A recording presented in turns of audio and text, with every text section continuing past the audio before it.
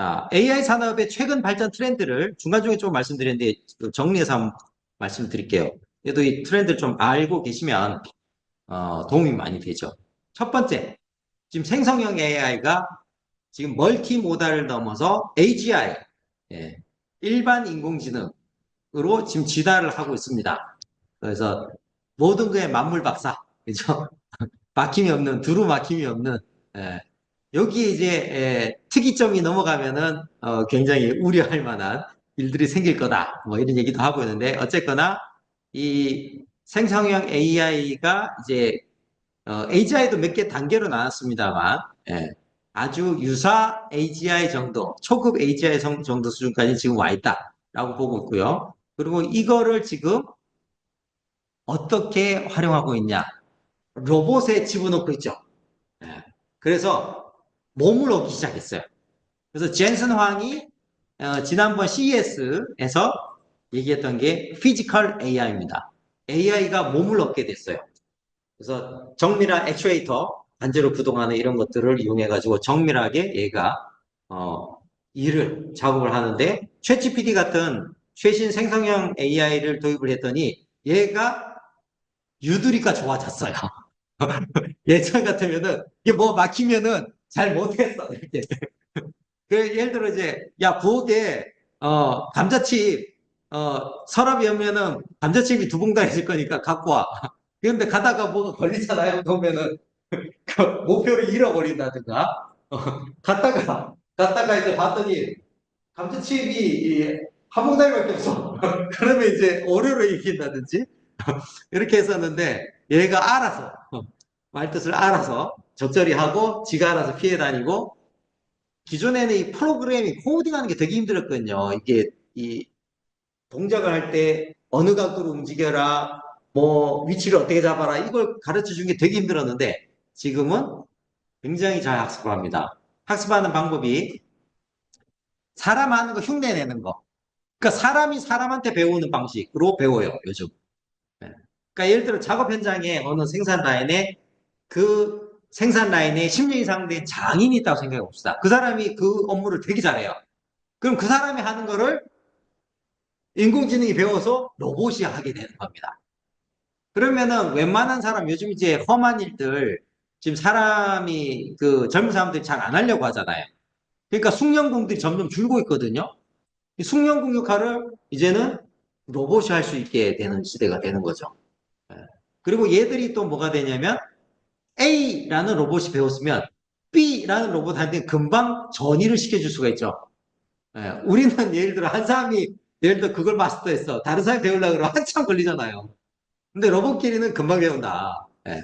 그리고 지금은 이 생성형 인공지능을 탑재를 했더니 둘이서 서로 대화하면서 협업도 하고 사람과도 협업하는 이런 능력이 생겼어요. 여기에 이제 더 나아가서 월드 모델이라는 그런 것들도 지금 개발을 하고 있습니다. 이 세상의 피지컬한 거, 물리적인 것들을 좀 더 잘 이해할 수 있는 인공지능 모델 이런 것들도 지금 만들고 있고요.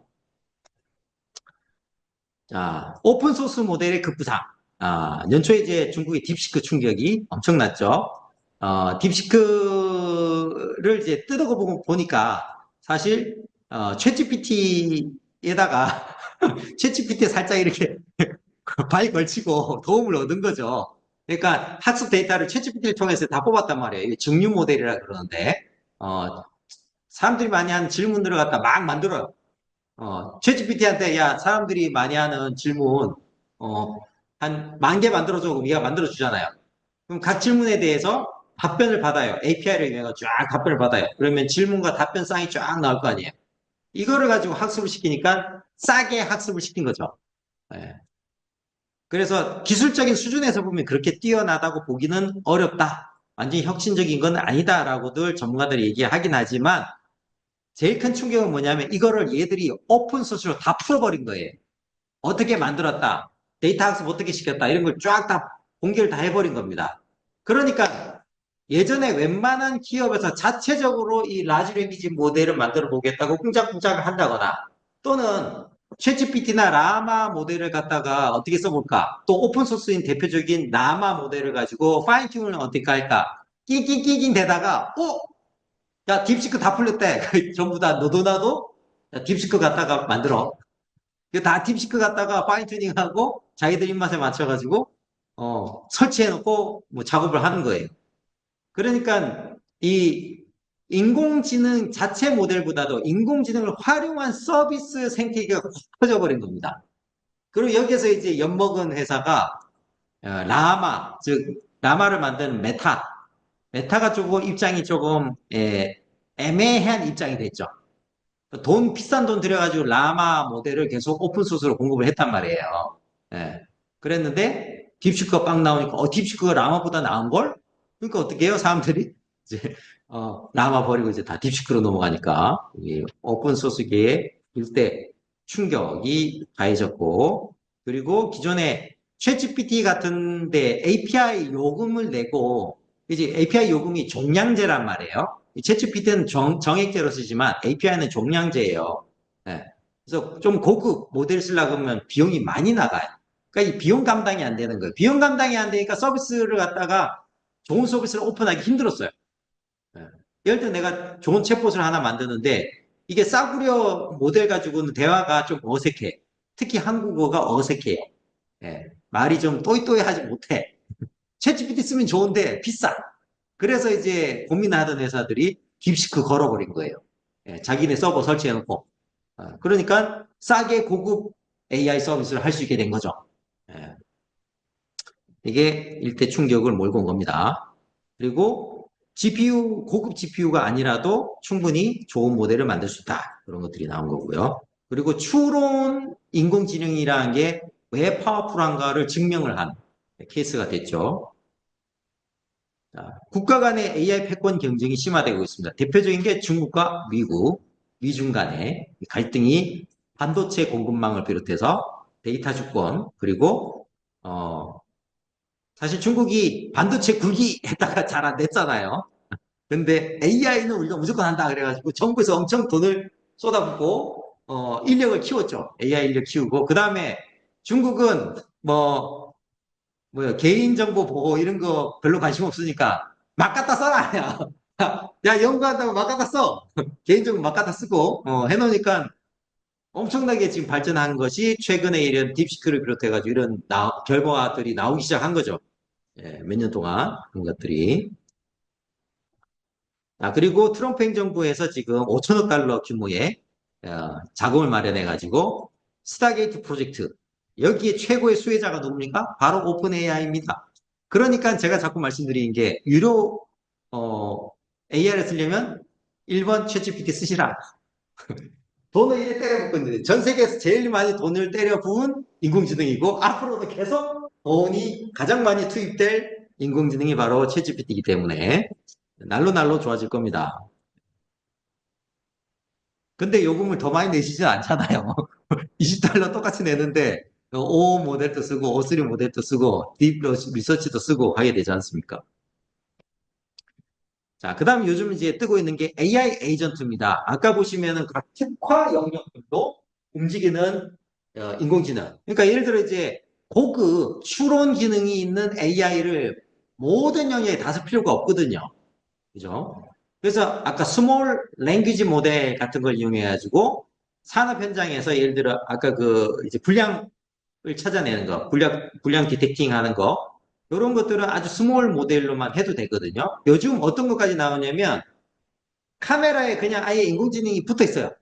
그 여러분들이 인터넷에서 주문하실 수 있습니다. 아두이노 같은 형식으로 요즘 이제 엔비디아의 젠슨 그 모듈 있어요.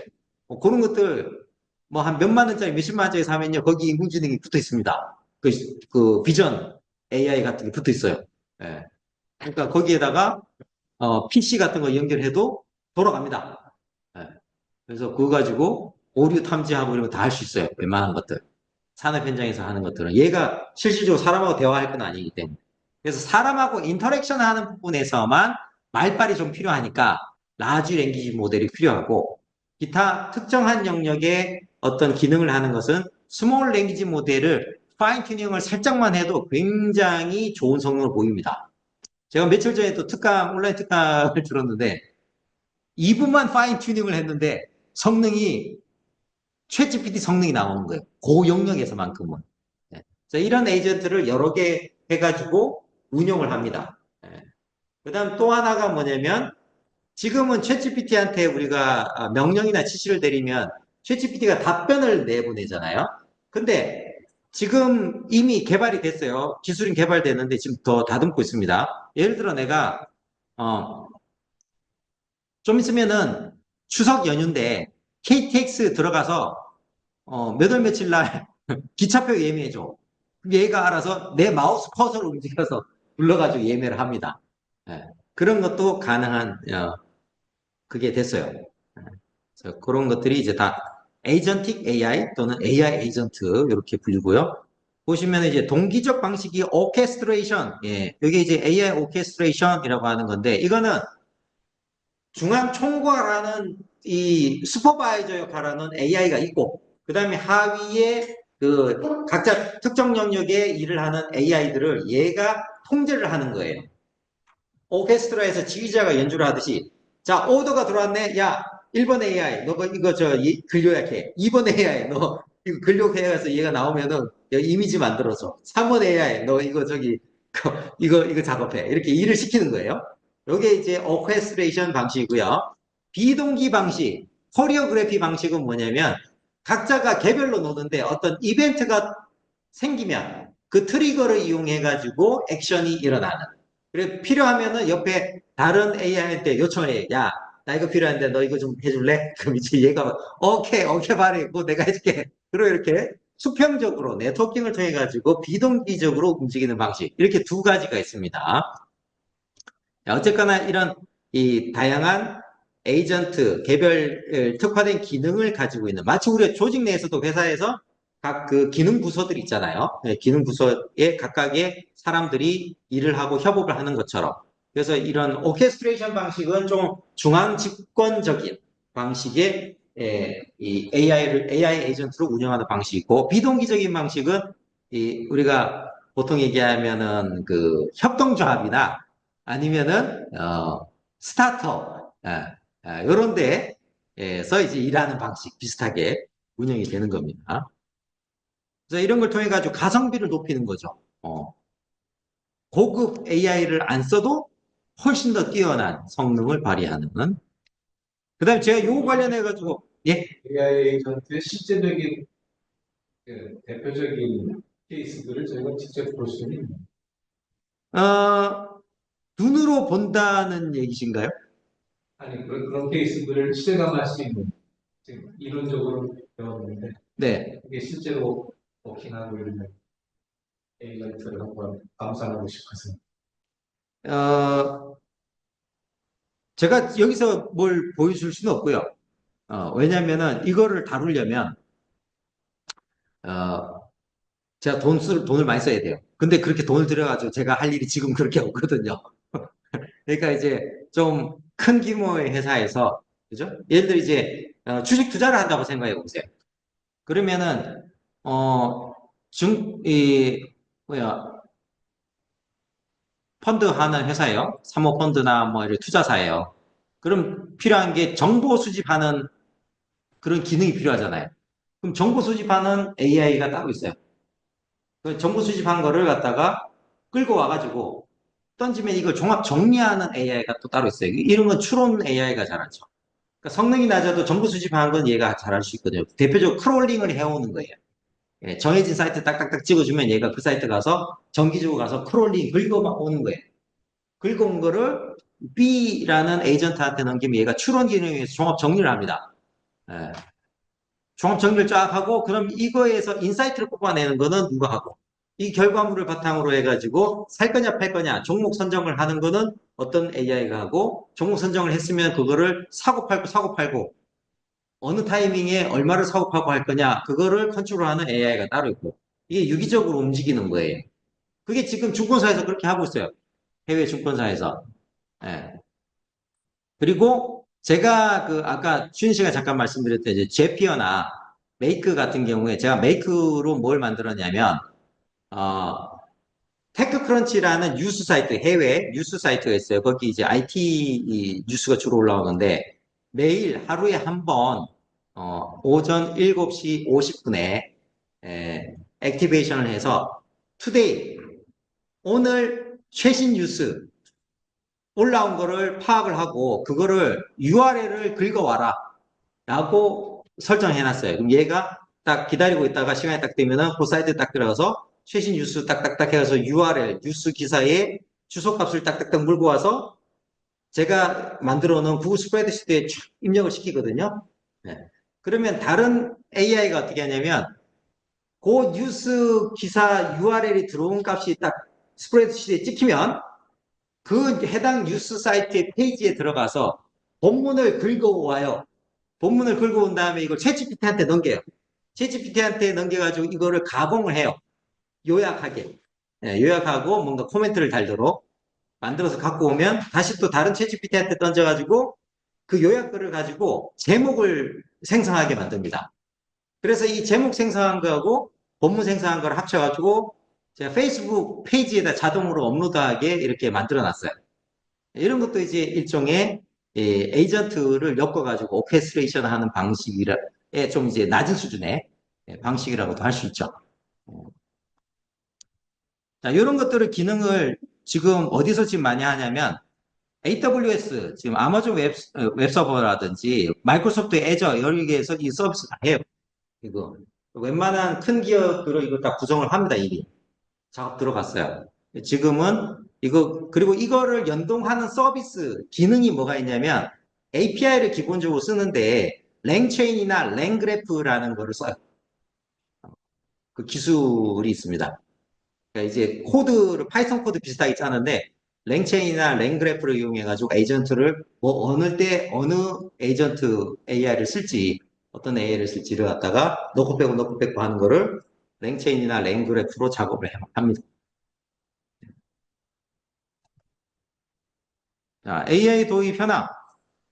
생성형 AI 사용이 급증했죠. 맥킨지에 따르면 2024년 기준 72%의 기업이 하나 이상의 비즈니스 기능에 생성 AI를 사용하고 있고요.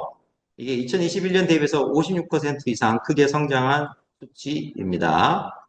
생성형 AI 도입률이 2023년에 33%에서 2024년에 1년 사이에 65%로 2배 이상 급증했습니다. 예, 생성형 AI의 인기를 실감할 수 있는 부분이죠. AI 관련된 기업 인수합병도 활발해지고 있습니다. 2024년 기업 기술 M&A 중 AI 비중이 7.2%로 2020년 3.5%보다도 2배 이상 증가했고요. 엔비디아, 스노플레이크, 데이터브릭스, 엑센추어 같은 AI 인프라 데이터 관리 컨설팅 기업이 AI 기업 인수를 주도 중이라고 합니다. 자, 비즈니스 모델 경영 혁신 측면에서 AI 기술이 기업의 비즈니스 모델 운영 방식 근본적인 변화를 유발하고 있습니다. 특히 멀티모달 AI, AI 에이전트 활용이 증가하면서 고객 서비스, 제품 개발, 마케팅 등 다양한 영역에서 AI를 활용할 수 있는 가능성이 커지고 있고요. 가트너에 따르면 2028년까지 일상 업무 결정의 최소 15%가 AI 에이전트를 통해 자율적으로 이루어질 것으로 전망합니다. 예. 그래서 진짜 중요한 거 말고는 현업의 그 현장에서 의사결정할 거의 대부분이 AI가 한다. 최근 기업 혁신 트렌드는 단순히 혁신 쇼에서 벗어나 측정 가능한 결과 중심의 혁신으로 변화하고 있는 중이고요. 주요 혁신 전략으로는 AI 기술 도입 가속화를 통한 생산성 향상 비용 절감, 중앙 집중식 혁신 허브에서 기업 전체로 혁신 노력을 확산시키는 분산형 혁신, 시장 변화에 대응하기 위해 더 크고 변혁적인 프로젝트에 집중하고요. 기업의 사회적 책임과 지속 가능성에 대한 요구가 증가하고 있습니다. 그래서 이게 이제 ESG 경영하고 맞물리는데 ESG 경영을 제대로 관리를 하려면 이게 관리 지표를 관리하는 거, 측정하고 이런 게 굉장히 힘들잖아요. 이 인공지능을 도입을 하지 않으면 ESG 경영 하기 힘들 것 같습니다. 조직 및 인재 측면에서도 변화가 생기고 있죠. 에, 기업의 인재 전략에 많은 영향을 주고 있는데요.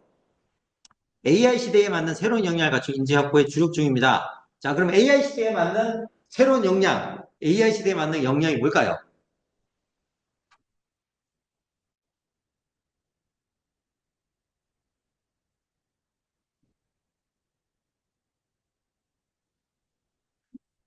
그러니까 그냥 융합인 것 같아요.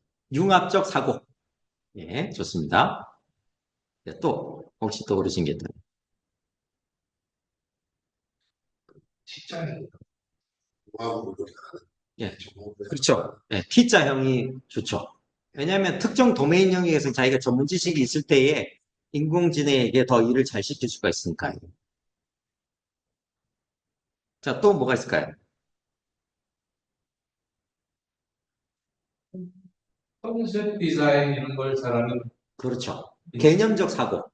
예, 그런 거를 잘하는 능력이 필요합니다. 왜냐하면 인공지능은 한테 뭔가 이런 것들을 얘기를 하려면 어, 개념적 사고를 잘한 사람이라 인공지능한테 이걸 잘 얘기를 할 수가 있거든요. 작업 지시도 할 수가 있고. 예.